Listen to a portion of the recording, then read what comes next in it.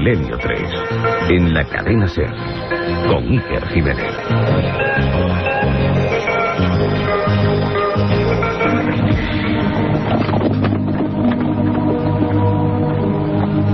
No temáis. Solo venimos a revisar el padrón para los impuestos. Tú eres José y vives aquí con tu esposa, María. Eso es. ¿Quién es ese niño? Jesús, mi hijo. No está inscrito su nacimiento. ¿Cuándo nació? Hace 12 años. ¿Dónde? Fue en Belén.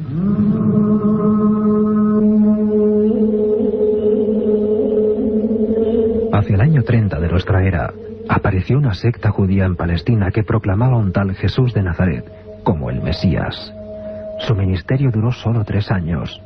20 siglos después, tenemos muy poca información objetiva del hombre que varió el rumbo de la humanidad. Uno de los mayores enigmas nace del gran vacío surgido, según las crónicas, a partir de que cumpliese 12 años de edad. Un periodo de bruma e incógnitas al que los investigadores intentan arrojar luz.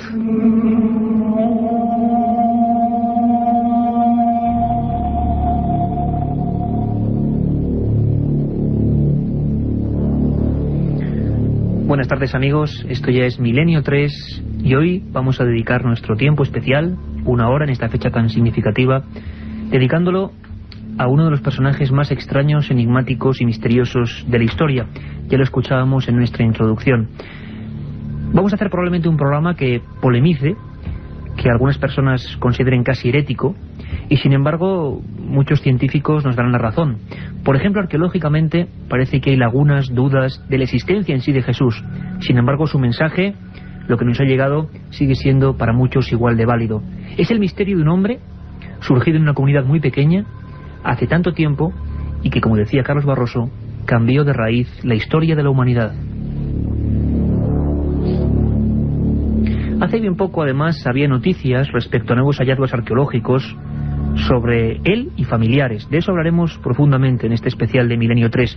Como siempre, un equipo con Katia Rocha, Carmen Porter, Carlos Barroso, este que os habla Iker Jiménez, y hoy, a los mandos de esta nave de misterio y de palabras, Elena Sánchez.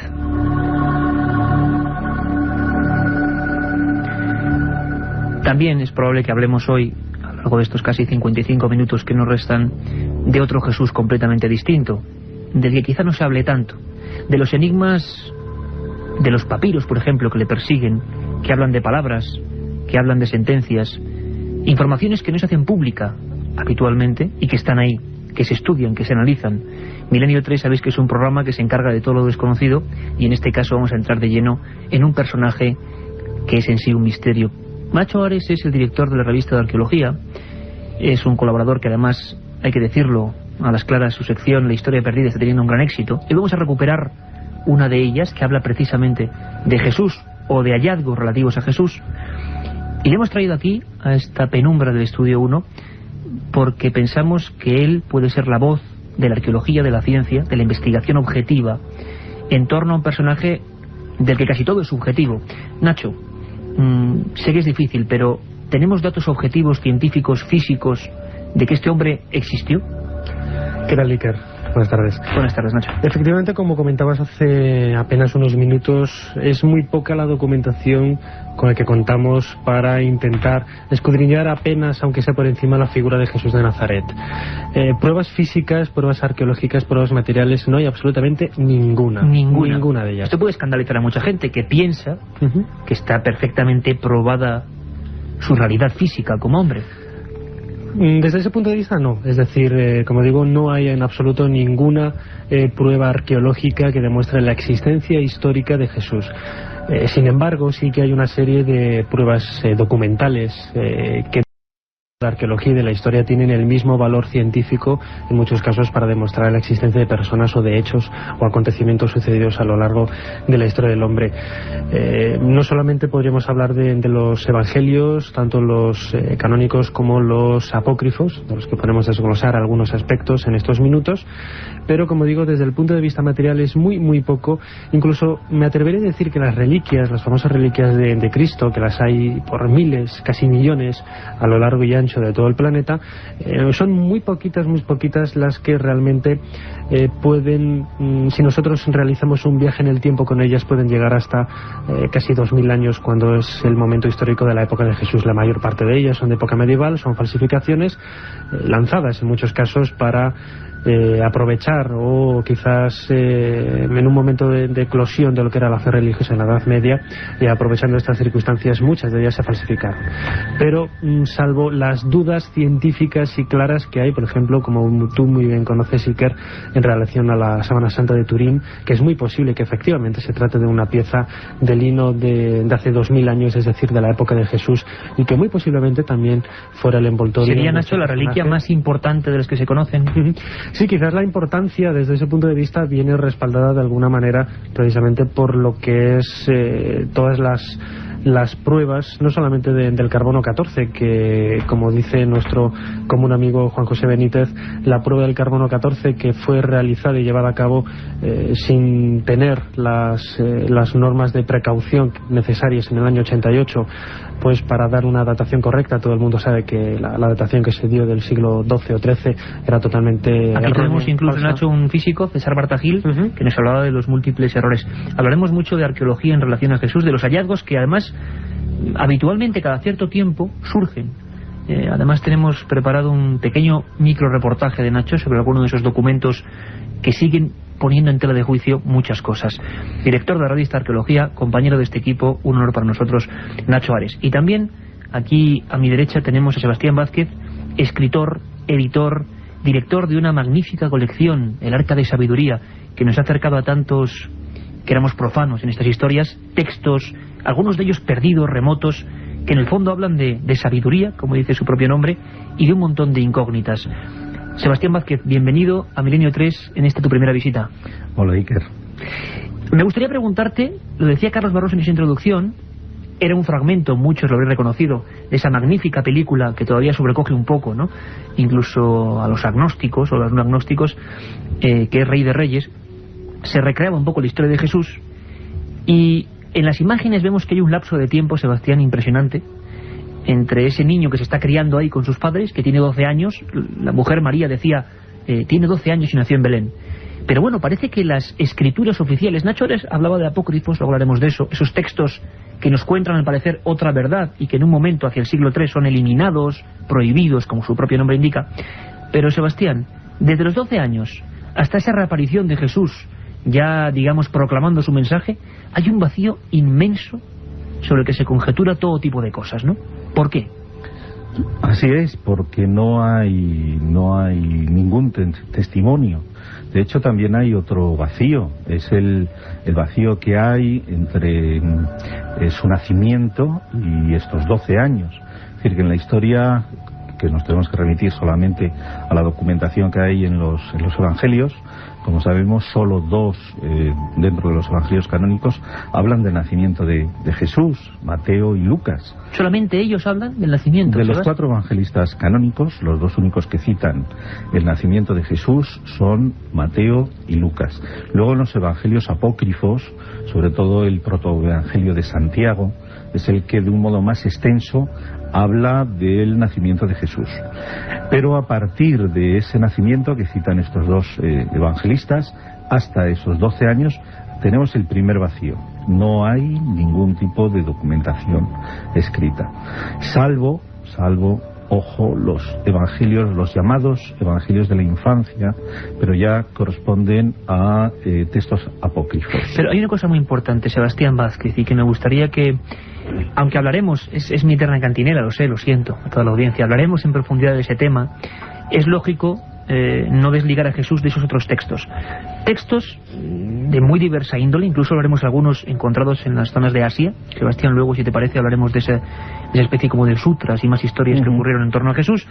Pero lo cierto es que la Iglesia, vamos a decirlo muy sencillamente para que todo el mundo se entienda, hace una especie de división concreta entre lo que es inspiración divina real y se acepta y es lo que seguimos, y otro montón de textos de un montón de personas también que eran de esa misma época, que aparentemente vivieron esos hechos, o al menos fueron cronistas igual que los demás. Pero ¿por qué se prohíben? ¿Por qué se ocultan? Por una razón, básicamente porque daban una imagen de Jesús fuera de lo que en un momento determinado la Iglesia definía como ortodoxia. Es decir, la característica que reúnen los evangelios apócrifos es la de ser definidos como textos gnósticos. La escuela gnóstica, esa escuela de pensamiento, mientras que en un momento determinado la Iglesia define lo que es un canon de ¿Podríamos textos. decir, Sebastián, para entendernos todos, que no eran políticamente correctos en su época? Exacto, podría ser así, porque efectivamente hay que ver un poco cómo se desarrolla el cristianismo, sobre todo en los 4 primeros siglos, hasta el concilio de Nicea. Ten en cuenta que recordamos que en el concilio de Nicea, estamos hablando del año 325 aproximadamente, que es cuando se establece la divinidad de Jesús. A partir de ahí no solo se establece la divinidad de Jesús, sino que también se establece esta fecha del 25 de diciembre como la fecha del nacimiento. ¿Solo a partir de ahí? Sí, en el concilio de Nicea. Incluso ahí anteriormente el Papa Fabián, de hecho hay un dato, vamos a ver, no hay ningún documento que hable de la fecha del nacimiento de Jesús. Se especula con distintas fechas, desde el 6 de enero, que es la que toma como oficial las iglesias de Oriente, hasta hoy en día, hasta, estamos hablando fechas de mayo, abril, incluso un papa, el Papa Fabián, establece como herético, como sacrílego, el hecho de buscar una fecha a Jesús. Es solamente en el concilio de Nicea, en el año 325, cuando el concilio define esa fecha. ¿Por qué? Porque en esa fecha, 25 de diciembre, que es cuando es el solsticio, efectivamente el solsticio de invierno, que se celebra en todo el hemisferio norte, los romanos celebraban una fecha importantísima, que es la fecha del nacimiento del sol invicto. Entonces, que tenía que además que ver con, su propio nombre indica, un nacimiento. Hay un detalle muy importante. Sebastián Vázquez, director del Arca de Sabiduría, editor, escritor, especialista en estos temas. Yo creo que vamos a disfrutar mucho con 2 visiones complementarias absolutamente, pero que van a intentar acercarnos más a la figura de Jesús. Creo que tenemos un montón de tiempo con sorpresas auténticas. Ya hemos tenido algunas. Por ejemplo, hasta el año 325 no se ponía fecha concreta al nacimiento de Jesús. Solamente 2, como tú decías, Sebastián, dicen o hablan de su nacimiento. Incógnitas muy importantes, vamos a penetrar en ellas. Vamos a irnos un momento y vamos a regresar después con una cosa que os aseguro que os va a impresionar. Un viaje en busca del misterio. Milenio 3, en la SER. Sobre esa figura tan especial en la que estamos indagando y nos estamos dando cuenta, simplemente como periodistas y vosotros como espectadores, como oyentes, que hay muchísimas dudas, que a veces damos por hecho cosas que luego, no están demostradas. Estamos buceando en la biografía de este individuo mágico realmente. Nacho Ares, sabéis que cada madrugada del domingo, nuestro horario especial de 3 a 4 todos los domingos, nos aporta su granito de arena en una sección que decidimos llamar La Historia Perdida, desgranando cosas que, la historia oficial nunca va a aceptar. Escuchad muy atentamente porque tiene mucho que ver con el asunto de hoy. La figura de Jesús de Nazaret ha causado una imborrable huella en la cultura occidental. El simple hecho de que contemos el paso del tiempo teniendo como referencia la supuesta fecha de su nacimiento, ya sea esta más o menos precisa, es un factor evidente que nos viene a demostrar esta importancia. Relacionados con la figura de Jesús, contamos con la presencia de diferentes reliquias, la gran mayoría falsas y otras al menos cuestionables, y un amplio repertorio de textos a través de los cuales conocemos los momentos más importantes de la vida de este hombre. Cualquier experto en textos neotestamentarios conoce que los 4 evangelios canónicos, los admitidos por la Iglesia Católica, fueron escritos en fecha muy posterior al desarrollo de los sucesos que describen. Por lo tanto, su autoría no se debe a Mateo, Marcos, Lucas y Juan, sino a grupos de seguidores que pusieron por escrito la vida del Maestro muchas décadas después de su muerte. Con estas precarias expectativas, son numerosos los interrogantes que plantean los evangelios canónicos en sí.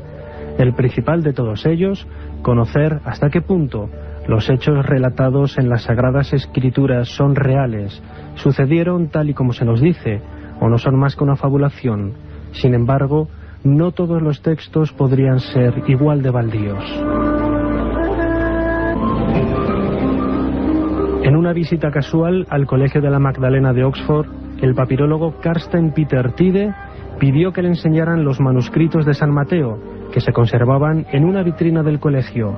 El investigador alemán jamás soñó con descubrir un tesoro como el que encontró. Para el doctor alemán, las entrecortadas 5 líneas del llamado Magdalene GR17 no databan del siglo II después de Cristo, como la gran mayoría de los textos conservados del Nuevo Testamento, sino de comienzos del siglo I. Pero ¿qué valor podían tener estos pequeños fragmentos que no tuviera cualquier otro pasaje conservado del mismo texto? Retrasar tanto un testimonio de la vida de Jesús significa a todas luces la buena aceptación de la nueva fe desde el comienzo de su carrera pública. Pero lo más importante de todo es que, siendo el texto de principios del siglo I, todo indicaba que había sido escrito por alguien coetáneo de Jesús, alguien que incluso pudo haberle conocido y vivir junto a él. Nacho Ares, que en nuestro hora habitual, ya lo sabéis, de 10:30 a 11 todos los domingos, de 3 a 4 esa nueva edición, todas las semanas con vosotros, Milenio 3, y que hay un correo, siempre una vía directa con todos vosotros, milenio3@cadenaser.com, milenio3@cadenaser.com. Este sería el ejemplo, Nacho Ares, de uno de esos elementos que desafía a todos, que parece que sí puede ser algo que cuente cómo era la historia. A día de hoy nos han llegado muy pocos elementos fidedignos que nos contaran. Por ejemplo, palabras de Jesús, luego hablaremos de ello. Parece que no hay ningún texto directo del cronista que estaba junto a él en ese momento, ¿no? O muy poquitos.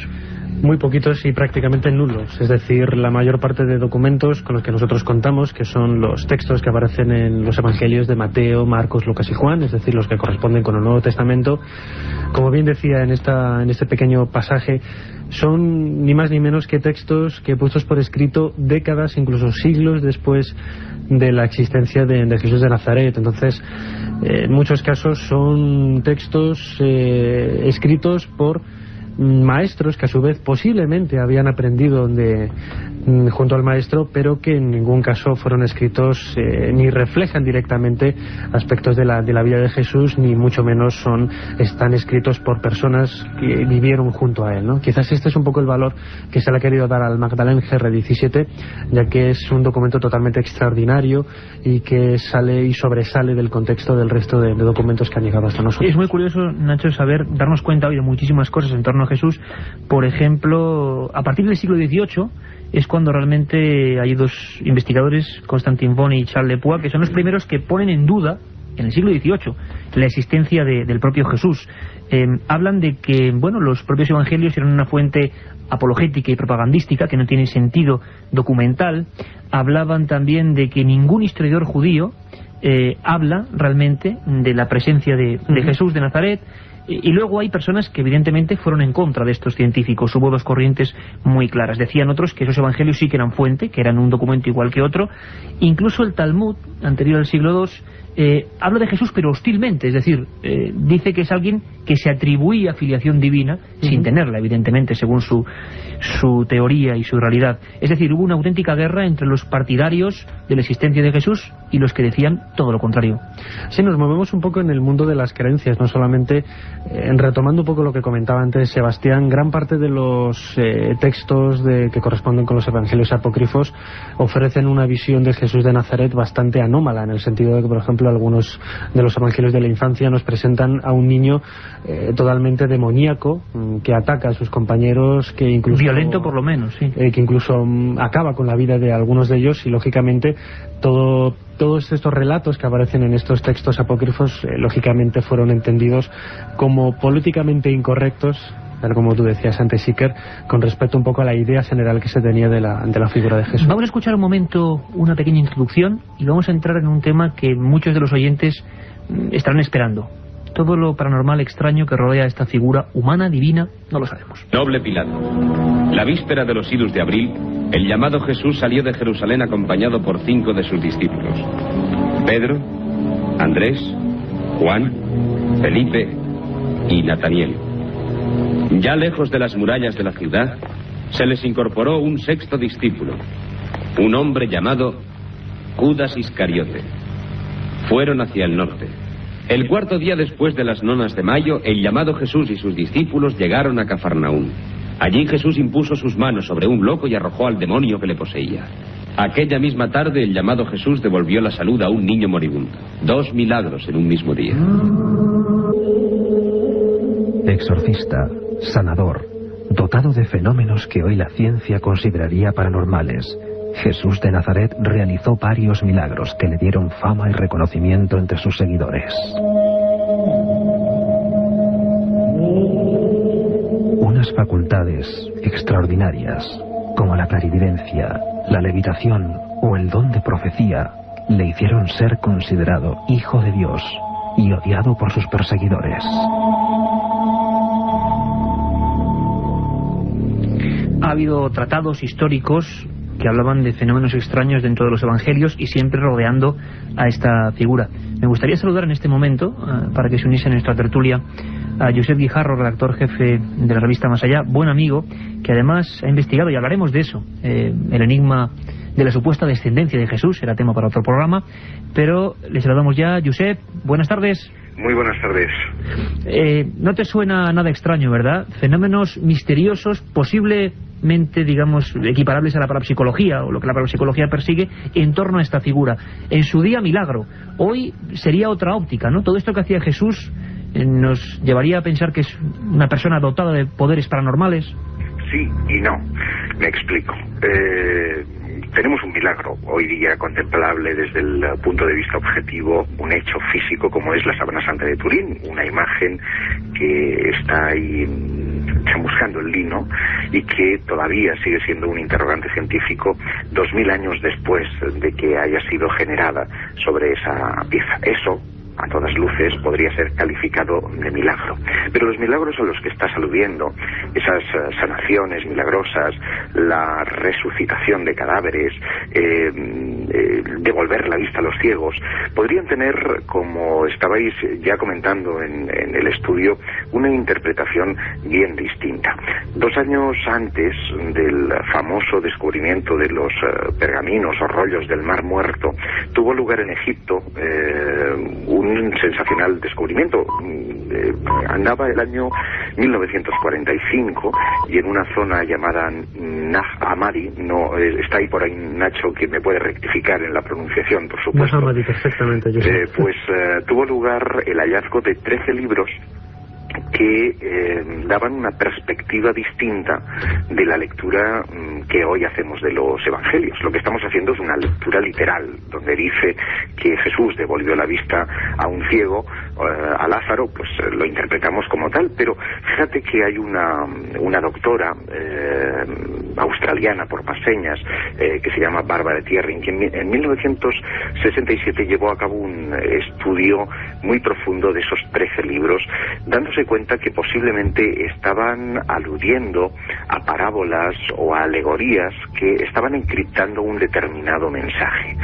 Según su tesis, cuando, pongamos por caso, habla que Jesús le da la luz a alguien, digamos que le estaría encaminando hacia un determinado camino, es decir, que estaría escondiéndose un determinado mensaje político, en tanto y en cuanto la figura de Jesús, que hoy interpretamos exclusivamente como la de un Mesías religioso, era también concebida como la del rey de los judíos, que estaban esperando según todas las profecías.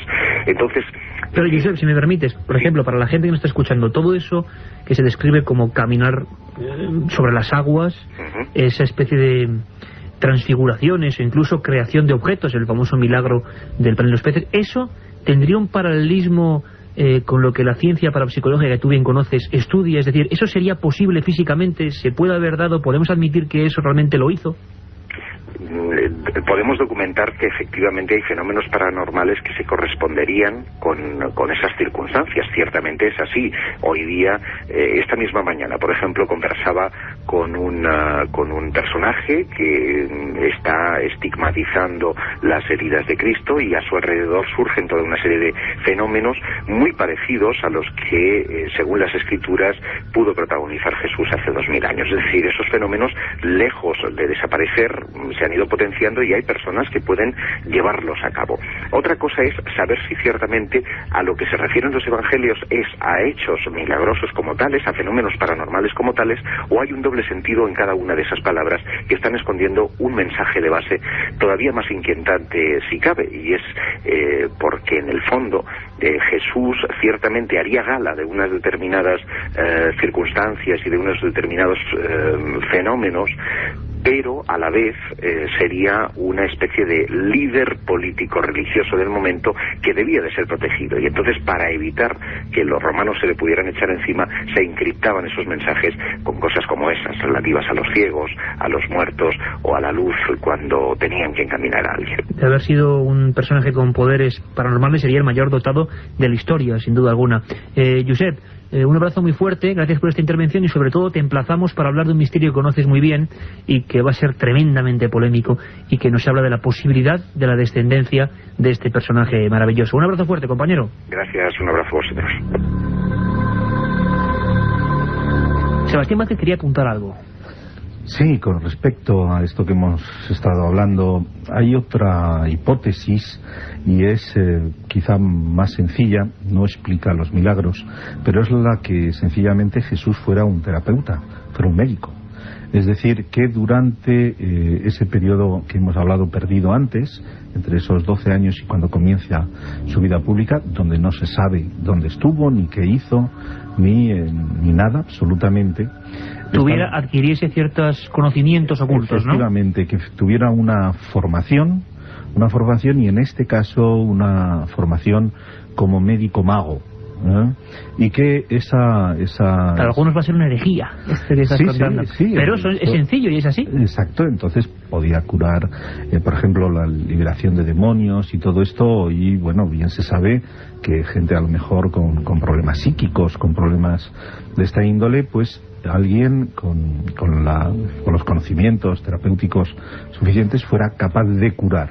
Lo que pasa es que luego el hecho de su desarrollo a nivel de mito, pues se multiplica todo eso. Porque, si me permites volver un instante al anterior, cuando me preguntabas sobre esos 4 evangelios, digamos, eso, la elección de esos 4 evangelios tiene una función política, porque si leemos a Mateo, el libro de Mateo está dirigido a los judíos. Por eso está ahí toda su genealogía, lo presenta como Mesías. Lucas, posiblemente griego, lo presenta en su sentido histórico y todo lo que es su historia, digamos, como más detallada para los griegos. El de Marcos es un evangelio para romanos, y el de Juan, que es el único, o el que sobre todo enfatiza la idea de hijo de Dios, ese ya, y que se supone que es, y los especialistas dicen que es el último evangelio, ya es para cristianos, algunos de esos cristianos que ya han elaborado ese concepto. O sea, 4 reporteros, por llamarlos de alguna forma, claro, que idiotilizaron de alguna forma, o realmente hicieron una composición de lugar para 4 comunidades diferentes. La comunidad judía, porque si uno lee a Mateo se da claramente cuenta que lo que busca es significarlo como Mesías, su linaje mesiánico. O el de Lucas, efectivamente griego. Lucas dice que él no es testigo de eso, que él le han contado. Que él le han contado. Claro, eso está en el Evangelio de Lucas. Si ves Marcos lo presenta como Cristo. Es más el énfasis que hay por ahí. Y el Juan, el último, ahí lo presenta como hijo de Dios. Es decir, una herejía hacia la religión judaica. Realmente esa es la gran herejía. Sebastián, suya. Hay una cosa importante, y me gustaría compartirla con los dos, porque sois dos grandes expertos en un país lleno de misterio, y que tiene que ver con la vida de Jesús. Nacho Ares, por ejemplo, ha publicado, igual que tú, Sebastián, varios libros sobre este asunto del misterio arqueológico, espiritual que hay en Egipto y que todavía parece que subyace en esa tierra maravillosa. Nacho, se supone que, bueno, hay varios interrogantes, como bien ha dicho Sebastián, hay una franja amplísima, bueno, es que dicen una franja, es casi toda su vida, hasta que reaparece con el mensaje, que no sabemos absolutamente nada de qué fue, de este hombre. Hay una frase en los evangelios que habla de que el muchacho se fortalecía y crecía en salud, pero bueno, no sabemos nada más. Se supone que tuvo un aprendizaje, como hablábamos antes, que quizá pudo acercarse a doctrinas muy diferentes y que le otorgaron cierto poder. Se habla de Egipto como uno de los lugares donde Jesús aprendió cosas. Efectivamente, si nosotros leemos no solamente lo que son los textos del Nuevo Testamento, sino un poco todo lo que es el bagaje literario del cristianismo a lo largo de la historia, vemos que se han tomado diferentes aspectos de religiones paganas anteriores. La razón de este hecho es que, lógicamente, si nosotros queremos vender, aunque suene un poco burdo, un nuevo producto religioso para hacernos con la mayor cantidad posible de seguidores, lo que podríamos hacer perfectamente es utilizar antiguos simbolismos de otras religiones, adecuarlos a la nueva ideología y vender este producto enmascarado de alguna forma, pues muy parecido a lo que hicieron los españoles en América, que consentían la presencia de antiguos ídolos mayas u aztecas, pero que a su vez lo que se hacía en realidad era la veneración de la Virgen María, Jesús, etcétera. En el caso de Egipto quizás sucedió esto de una manera mucho más desarrollada, ¿no? Porque, por ejemplo, la fecha del 25 de diciembre que se toma en el Concilio de Nicea en el año 325, como decía antes Sebastián, lo que se hace es retomar, mejor dicho, coger parte de la tradición religiosa del Imperio Romano, ¿no?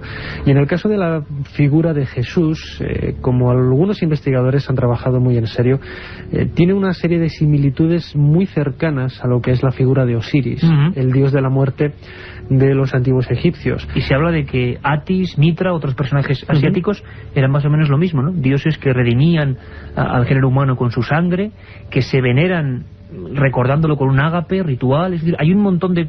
Hablaban dos autores de un libro magnífico, Los misterios de Jesús, Timothy Frake y Peter Grandy, hablaban de que en la mitología comparada hay un montón de dioses anteriores a Jesús que es como una historia repetida, ¿no? Muy parecida. Efectivamente, son muy similares. Y, por ejemplo, si nosotros leemos entre líneas un poco lo que es la historia de Jesús, vemos que es prácticamente idéntica a la historia de Osiris. Ambos personajes fueron traicionados, ambos personajes resucitaron a los 3 días. Hay una serie infinita de similitudes que nos hace pensar que no negar desde un punto de vista rotundo la existencia de Jesús y la presencia de este personaje, que yo desde mi punto de vista sí que existió, aunque también hay que matizar que, como decía por ejemplo Antonio Piñero, catedrático de la Complutense y perfecto conocedor de todo este tipo de investigaciones, catedrático de teología neotestamentaria, efectivamente, Jesús de Nazaret fue el Mesías en una época junto a otros 40 locos entre comillas que se creían también el Mesías. Lo que sucede es que los avatares de la historia han hecho que, pues gracias a las menciones de Flavio Josefo, etcétera, y sobre todo la presencia documental de los evangelios, pues haya calado de una manera mucho más interesante. Hay un misterio grande que yo como periodista me lo pregunto, y a los cientos de miles de personas que nos escuchan también se preguntan por qué este y no otro, o qué hizo realmente. Porque hablábamos de un hombre, de una condición muy humilde, en una comunidad muy humilde, en un lugar muy puntual de la tierra, y que cambia todos los conceptos. Medimos el tiempo en Occidente a través de él. Algo ocurrió con ese personaje que le hizo muy diferente a todos los demás. Sebastián, una pregunta muy directa. Si Jesús, en esa época de los años perdidos de Jesús, estuvo en Egipto, ¿qué pudo aprender allí? Pues no lo sabemos, pero es obvio que, especulando porque tampoco hay ninguna certeza, sí hay una tradición, en este caso esotérica, con lo cual ya entramos en un terreno pantanoso porque es indemostrable, pero es posible. En la época de Jesús la religión egipcia estaba vigente, recordémoslo, funcionaban. Eso mucha gente no lo sabe. Funcionaban los templos, Nacho me puede corregir, pero el edicto del emperador romano es en el año 535, cuando desaparece la religión egipcia. O sea, convive, digamos, ese Jesús primitivo, por supuesto, inicial con Egipto. Entonces podía haber sido perfectamente formado en cualquiera de los templos, bien como terapeuta, como sacerdote, como cualquier otra cosa. Otra similitud, no olvidemos, un nacimiento virginal, la diosa Mut, la diosa buitre, ya era virgen, siempre concebía al faraón de un modo, vuelve a ver similitudes con otra virginal, naturalmente, y así es cierto que se pueden ir rastreando determinados elementos. ¿Por qué Jesús genera todo eso? También hay un momento que tenemos que ubicar, que es ese periodo, porque Jesús, como revolucionario dentro del aspecto religioso, realmente a los que concita todas las iras son a los judíos. Es decir, la tradición judaica está esperando el Mesías, es toda una ley ancestral que viene desde hace muchísimo tiempo, y él, en ese sentido, digamos, a quien empieza a hacer como un tábano molesto, como no respetan el ayuno, no respetan toda esa tremenda legislación judaica, y es ahí donde realmente provoca un gigantesco escándalo. Realmente, políticamente puede ser hacia los romanos, pero desde el concepto puramente religioso, el escándalo que él plantea es hacia el sacerdocio judío, que son los que al final van a por él. Hay detalles interesantes registrándolos en libros, viejos legajos. Hay uno, por ejemplo, de 1894, Sebastián, que se llamó La vida desconocida de Jesús, lo hizo un soviético, Nicolás Notovich, y hablaba de que en un antiguo templo de la zona de Ladakh encontró unos rollos, unos manuscritos que hablaban del profeta Isa, un niño que llega hasta allí, que habla con la voz de Dios. Bueno, se dice, estamos siempre conjeturando en este momento con documentos más o menos argumentables, físicos, que pudo estar también, claro, no se sabe qué ocurrió con él. Se habla incluso, para que la gente conciba el desconocimiento que hay en torno a Jesús, no solo de Egipto, sino de lugares como el Tíbet, Nepal, que pudo estar allí. En India, ahí está el famoso ejemplo de la tumba de Cachemira. Exacto. Tenemos aquí el libro, además, un libro que hizo un español, nos honra en ese aspecto, un gran investigador ya fallecido, del que un día hablaremos, Andreas Faber-Kaiser, un catalán alemán, que hizo un libro impactante, que como otros libros luego tuvo su contrarréplica. Se llamó Jesús vivió y murió en Cachemira. Sebastián, se hablaba de una tumba, la tumba del Rozabal, allí en esa región asiática, donde se veneraba a un hombre que murió allí. Bueno, esa tumba está allí. Lo que pasa es que está en una zona hoy en día pues muy conflictiva políticamente, ¿no? Que está custodiada por una familia. Esa tumba ha sido filmada, en fin, no está oculta ni muchísimo menos, y allí se habla la presencia del santo Isa. Ahora bien, la presencia, desde mi punto de vista, la presencia de Jesús en Oriente parece ser que está más vinculada a lo que podía ser después de su muerte. Naturalmente esto es herético porque implica ya necesariamente que no murió en la cruz y todo esto. Pero efectivamente, el libro que Andreas Faber-Kaiser que has comentado, se habla de eso, su no muerte en la cruz y su huida hasta Cachemira, su marcha. Y otros autores afirman que algunos discípulos de Jesús o familiares, porque eso no hemos hablado de la familia de Jesús, hay muchos que opinan que el propio Santiago, que la mayoría de sus discípulos forman parte de su familia, algunos hermanos, otros primos, otros tíos, después de su muerte se dispersan y algunos llegan efectivamente hacia esas zonas tan lejanas de la India, Tíbet e incluso China. Es un enigma auténtica, como estamos viendo, auténtico la vida de este personaje, dónde estuvo, de quién aprendió, a dónde fue, cómo alcanzó ese ministerio tan fuerte, tan duro, tan espectacular, que realmente destaca por encima de todo lo que había en su época. Escuchen muy atentamente las siguientes palabras. Dicen que fueron proclamadas por Jesús. Bienaventurados los pobres de espíritu, porque de ellos es el reino de los cielos. Bienaventurados los mansos, porque ellos poseerán la tierra. Bienaventurados los que tienen hambre y sed de justicia, porque ellos serán hartos. Bienaventurados los misericordiosos, porque ellos alcanzarán misericordia. Bienaventurados los que lloran, porque ellos serán consolados. Bienaventurados los limpios de corazón, porque ellos verán a Dios.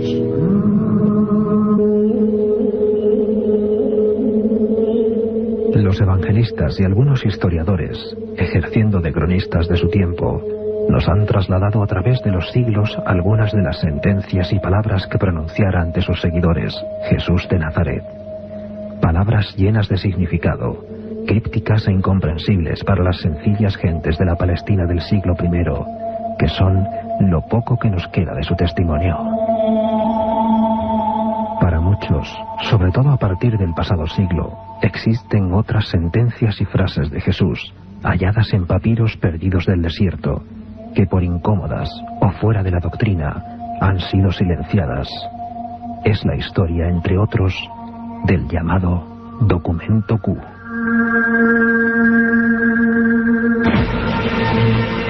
La otra realidad. Fenómenos extraños. Misterios sin resolver. Milenio 3. En la SER. La otra realidad. Fenómenos extraños. Misterios sin resolver. Milenio 3. En la SER.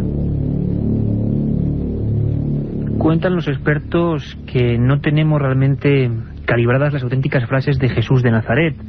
Muchos dicen que todos los textos que hablan de ellas, tanto los canónicos como los apócrifos, son interpretaciones y reconstrucciones a posteriori.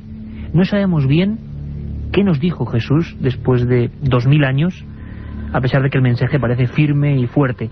Se hablan de algunos hallazgos, se adelantaba algo José Guijarro, hallazgos como los de Nag Hammadi, pequeñas tinajas y rollos papiros en el desierto. Uno de ellos se llamó Evangelio Q. Se hablaba de 200 frases suyas, que realmente algunas parecían contrapuestas a lo que oficialmente se dice. Sebastián Vázquez tiene en las manos un libro maravilloso de Pierre Crepon, Los Evangelios Apócrifos, editado por EDAF. ¿Lo tienes abierto por qué, Sebastián? Sí, porque aquí uno de los textos más importantes encontrados en Nag Hammadi fue el Evangelio de Tomás, que empieza así. De aquí las palabras secretas que Jesús el Vidente ha dicho y que ha escrito Dídimo Judas Tomás.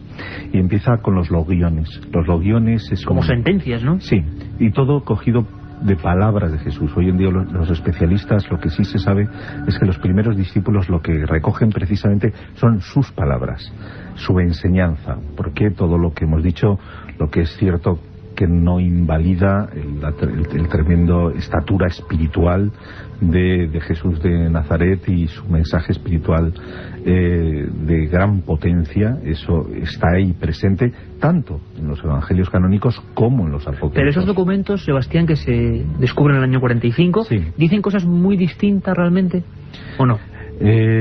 Vamos a ver, depende desde qué punto de vista. Es decir, desde un punto de vista, vamos a ver, ortodoxo, de una fe, digamos, vamos a definirlo un poco estrecha, tal vez sí.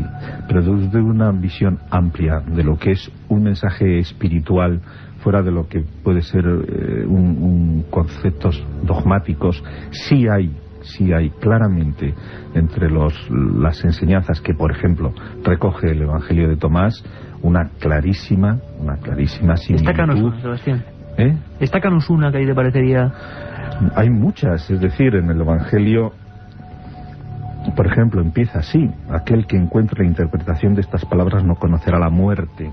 Tremenda frase. Claro. Aquel que encuentre la interpretación de estas palabras no conocerá la muerte. Pero ¿por qué este Evangelio es ocultado por esas comunidades de primeros eremitas cristianos que se refugian, por ejemplo, en Luxor, en toda esa zona, y que después del edicto de la ortodoxia, estos textos son ortodoxos, estos no, posiblemente los escondieran en esas ánforas que son luego descubiertas en este siglo, en el siglo XX, en Nag Hammadi?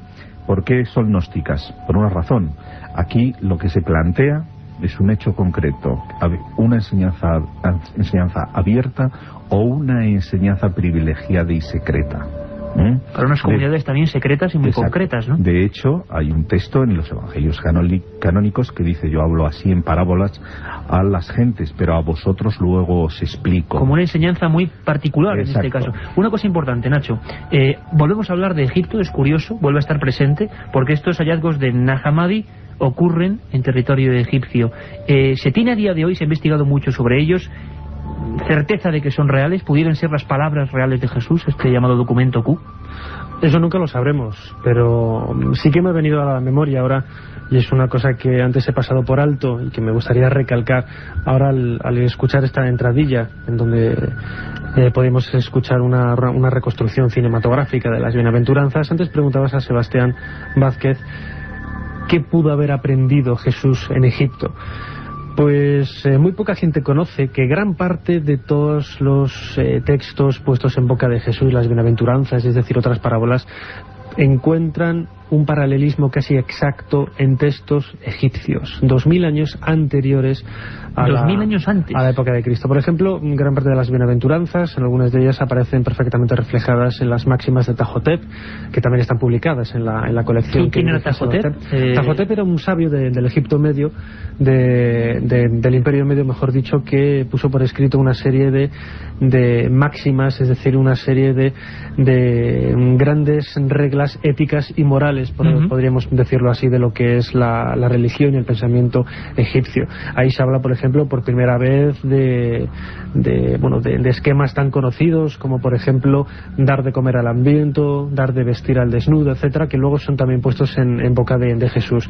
Posiblemente Jesús de Nazaret, cuando visitó Egipto, después de la huida que le hizo salir el mandato de Herodes, pues aprendiera en los templos de Egipto gran parte de estos textos sapienciales que él luego desplegó en forma de parábolas en Palestina. Seguro que muchísima gente, Nacho, ha puesto por ello, no sabía ni siquiera quién era Tajotep, y ahí lo tenemos, una fuente de la que pudo beber el mismísimo Jesús de Nazaret. Un viaje en busca del misterio.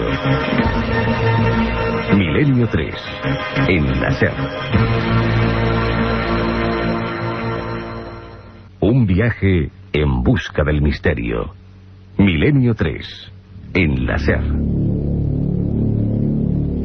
Me gustaría escuchar ahora, sabemos que esto daría para muchísimos programas, retomaremos el asunto, estamos dejando simplemente, desgranando, dejando caer para toda la audiencia varias incógnitas históricas que hay y varios documentos que se han rescatado. Me gustaría conectar con un viejo amigo y buen amigo de este programa, ni más ni menos que el catedrático de Psiquiatría Forense de la Complutense, una eminencia llamada don José Manuel García Andrade. Y él nos hablaba de un acto que parece que pone fin a la historia de este hombre, la crucifixión. ¿Cómo fue la crucifixión en la muerte de Jesús a nivel de un forense? Es una muerte cruel porque realmente son muchos los elementos que se van sumando poco a poco en las distintas fases y en las distintas etapas por las que atraviesa la agonía.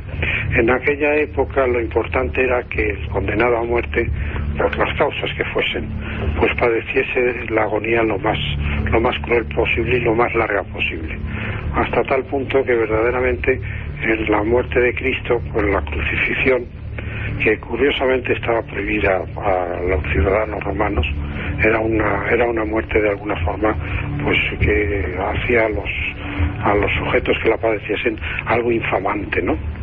Y verdaderamente es una muerte en la que predomina un síndrome de ahogo, de asfixia.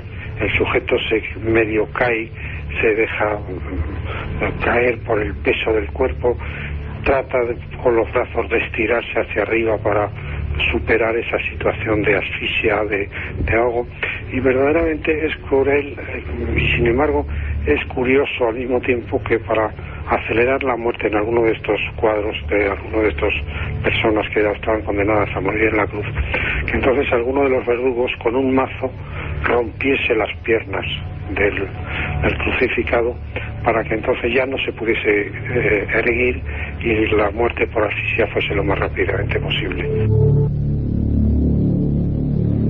Don José Antonio García Andrade, catedrático de Psiquiatría Forense de la Complutense de Madrid y una de las grandes eminencias de esta ciencia, que nos ilustraba sobre la muerte desde el punto de vista médico de Jesús. Parece ser que puso fin a la vida física de ese hombre, pero luego empezó otro gran misterio, queda mucho por hablar, la resurrección, su supuesta descendencia, un sinfín de cosas.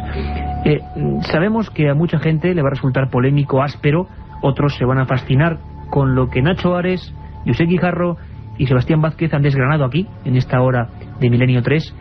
Me gustaría emplazarles para otro programa, porque es que la propia figura de Jesús y lo que le rodea da para muchísimo más.